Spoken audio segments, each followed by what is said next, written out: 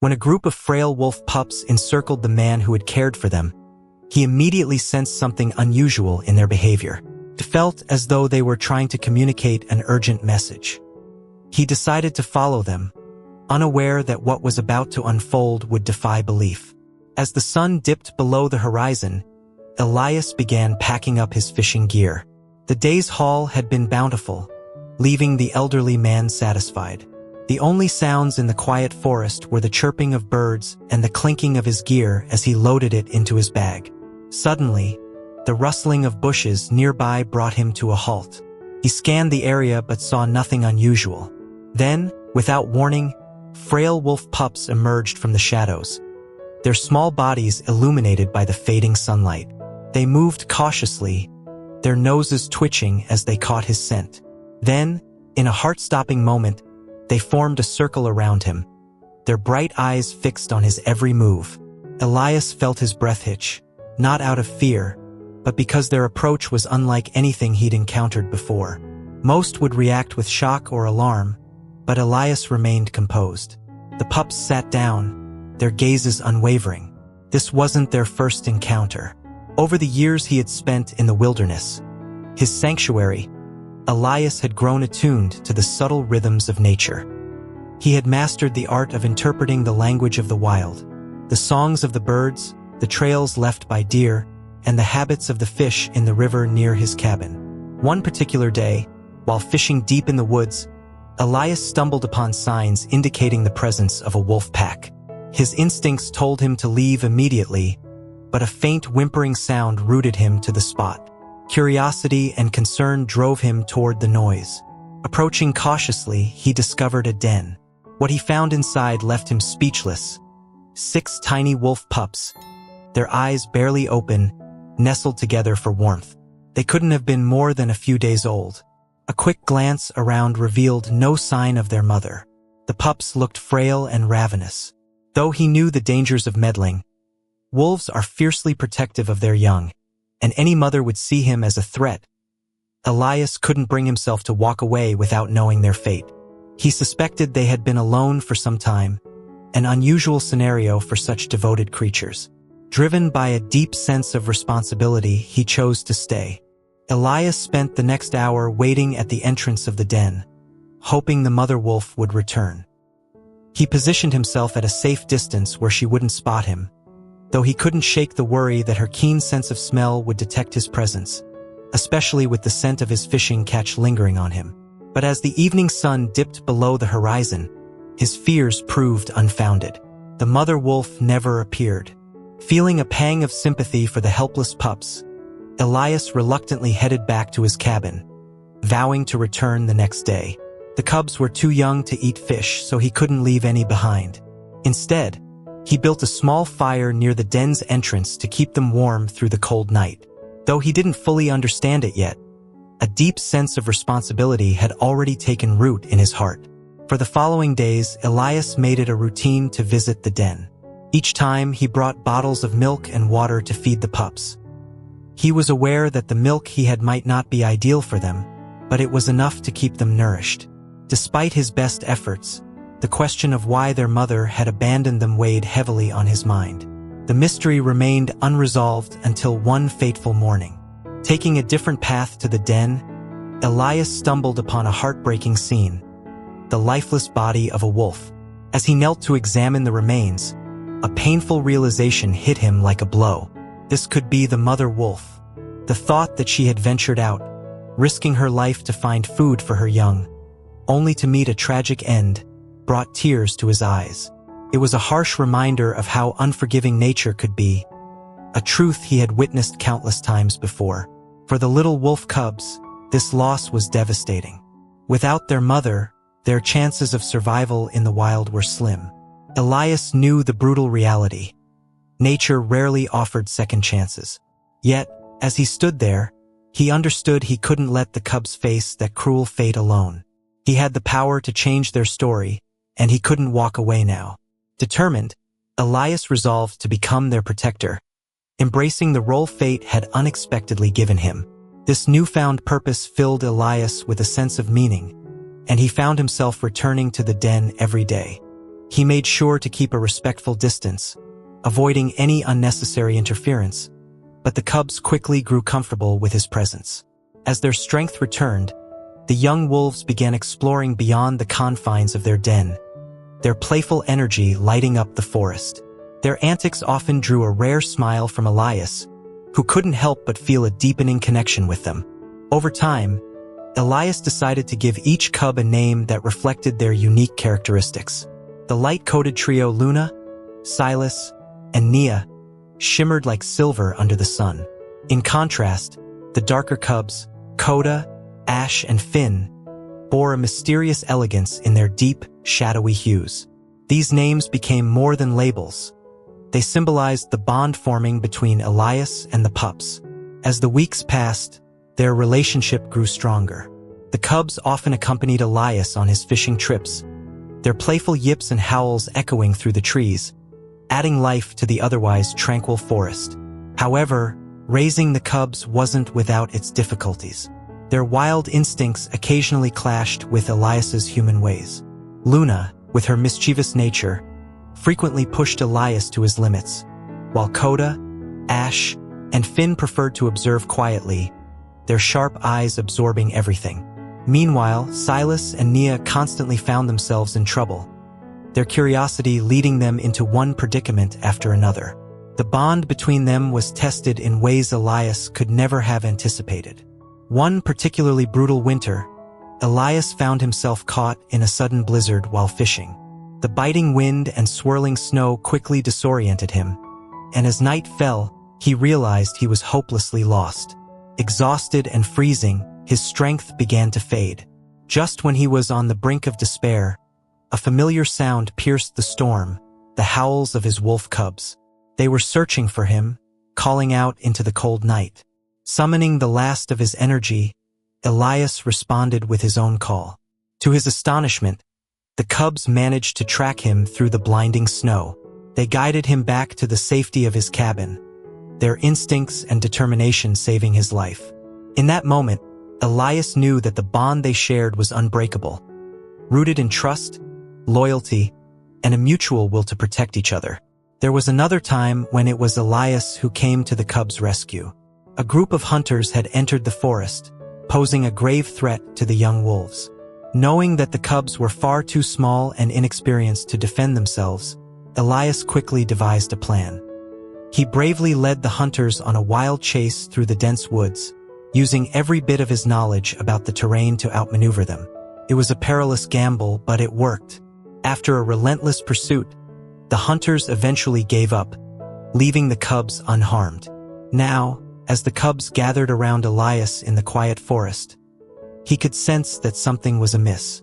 Over time, their bond had grown so strong that he could intuit their emotions and needs just by observing their behavior. Elias had become like a father to them, and just as any devoted parent would, he could read their unspoken fears and concerns. Tonight, there was a new tension in the air, a weight he had never felt before. The cubs stared up at him, their eyes sparkling like the first stars appearing in the evening sky. There was a new intensity in their gaze, something that conveyed a silent urgency. Nia, the most spirited of the group, stepped forward. Her nose gently brushed against Elias's hand, a deliberate gesture as though she was trying to tell him something. Moments later, Coda followed, his eyes sharp and serious. Without hesitation, he climbed onto Elias's lap, a behavior entirely out of character. Elias knelt down to meet them at their level, his heart pounding. Something was definitely wrong. He had spent months learning to interpret their body language, but this was different. Normally playful and carefree, the cubs now radiated a sense of urgency. As Elias studied their expressions, he realized they were trying to convey something vital. The unease was palpable, and the growing tension made the hairs on the back of his neck stand on end. Whatever the cubs were trying to communicate, he knew it was something he couldn't afford to ignore. That's when Elias realized one cub was missing. He quickly scanned the area and confirmed it. Finn was nowhere to be seen. His heart sank. Suddenly, Ash, who had been perched on Elias's lap, let out a soft whimper. Without wasting a moment, Ash leapt to the ground and darted toward the trees, pausing only to glance back, his eyes pleading for Elias to follow. The other cubs, sensing the urgency, trailed closely behind.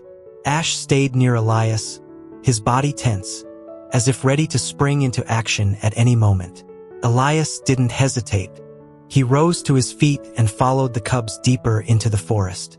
Whatever had them so alarmed, it was serious, and Elias knew he had to act fast. As they pressed on, the sounds of the forest intensified. The rhythmic chirping of crickets, the rustling of leaves beneath their feet, and the distant hoot of an owl created a cacophony of nocturnal life. But beneath those familiar sounds was something more ominous. A low, steady rumble that grew louder with every step. Elias's heart raced. He could feel it in his gut. Finn was in trouble. The cubs led him to a small clearing where they all suddenly stopped. In the center, under the eerie light of the moon, stood a massive uprooted tree. Its sprawling roots jutted out like the gnarled fingers of an ancient giant, and its trunk stretched across a narrow ravine, forming a precarious natural bridge. But the fallen tree itself wasn't what had caught their attention. It was the faint, desperate sounds coming from beneath it. Elias stepped closer, peering into the shadows below the tree. There, wedged among the tangled roots and branches, was Finn. The little cub was trapped, his tiny whimpers blending with the distant roar of rushing water from the ravine below. His fur was matted with mud, and his small body trembled with exhaustion as he struggled to free himself. The sight made Elias's heart clench. Finn was in a perilous position, and one wrong move could send him tumbling into the abyss. At first, Elias couldn't make sense of the situation. The distant roar of the river below mixed with the sharp, desperate whimpers of the trapped cub. As he leaned closer to the fallen tree and peered into the dim, tangled roots, a wave of dread washed over him. Finn was wedged tightly among the gnarled branches, his tiny body weak and on the verge of giving up. His siblings whined softly, as if offering comfort, their eyes never leaving their trapped brother. Covered in mud, Finn's fragile frame trembled as he fought to free himself, his pitiful cries piercing the night air. It became clear to Elias that Finn had attempted to cross the makeshift tree bridge but had slipped, becoming ensnared in the twisted roots. The position was perilous, and one wrong move could send the cub plunging into the ravine below, a fall he would not survive. Elias's thoughts raced as he assessed the situation. He had to act swiftly. The cub's life was hanging by a thread, and there was no room for error. Glancing at the other cubs, who paced nervously at the edge of the ravine, Elias saw their silent plea for help. Determined, he devised a plan. He knew that even the slightest misstep could spell disaster, but he couldn't let fear paralyze him. Carefully, Elias climbed onto the fallen tree, lowering himself onto the narrow trunk. Every creak and groan of the old wood beneath his weight sent a jolt of anxiety through him. Slowly, he inched forward, the gap between him and the trapped cub shrinking with each deliberate move. The other cubs watched with bated breath, their eyes reflecting the moonlight as they anxiously awaited the outcome. Elias's heart thundered in his chest, every beat a reminder of the precariousness of the situation. Finally, he reached Finn. The cub's wide, frightened eyes locked onto Elias's, his small body quivering with exhaustion. Stretching out his arm, Elias's fingers brushed against Finn's muddy fur. The cub let out a soft, helpless whimper, his cries growing louder in his fear. Gritting his teeth, Elias leaned further, his hand finding a secure grip on the cub's scruff. With careful, measured movements, he began to free Finn from the tangle of roots. Inch by inch, he pulled the cub upward, every muscle in his body taut with focus. The tree groaned ominously beneath the added weight, and for a fleeting moment, Elias's heart seized with fear. He could almost see himself and Finn tumbling into the dark ravine below. But with one final, determined tug, Finn was freed from the clutches of the tangled roots. Elias cradled the trembling cub against his chest, holding him securely as he began the slow, perilous journey back across the narrow tree trunk. The ground seemed impossibly far beneath him, and the shadows of the ravine stretched endlessly into the void. Each step felt like a lifetime, but Elias's resolve never wavered. Finally, after what felt like an eternity, he reached solid ground. Gently, he placed Finn down, where his siblings immediately surrounded him. Silas and Nia rushed to their brother's side, nuzzling and licking him fervently, their relief unmistakable. The little cub's tails wagged furiously, a joyful flurry of movement that contrasted with the tense moments just past. As Elias sank to the ground, catching his breath, a soft smile spread across his face. He had done it, he had saved Finn. Watching the reunion, Elias's heart swelled with pride and warmth.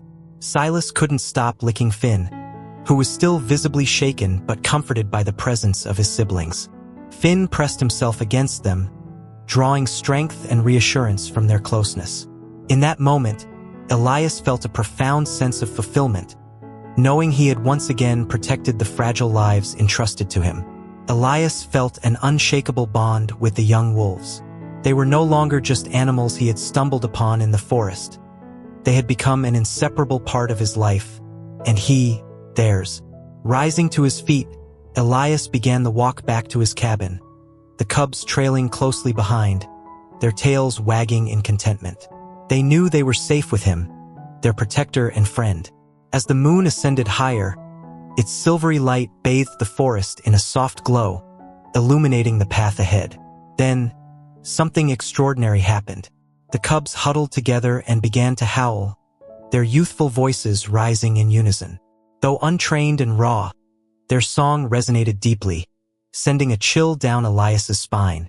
It was a melody of pure emotion, a harmonious blend of gratitude and joy that echoed through the still night. Elias had heard wolves howl before, but this was different. This was their first howl, and it felt like a tribute to him, an acknowledgement of the unbreakable bond they shared. Pride swelled within Elias as he listened. The connection between him and the cubs had always been strong, but now it was unshakable. In that moment, he realized that despite the odds, they had become a family. It was unconventional, perhaps even strange, but Elias wouldn't have it any other way. Together, they had saved each other's lives in ways no one else could ever comprehend. What a remarkable journey! Were you touched by the bond between Elias and the wolf cubs? Share your thoughts in the comment section below. Thank you for watching, and see you in the next video.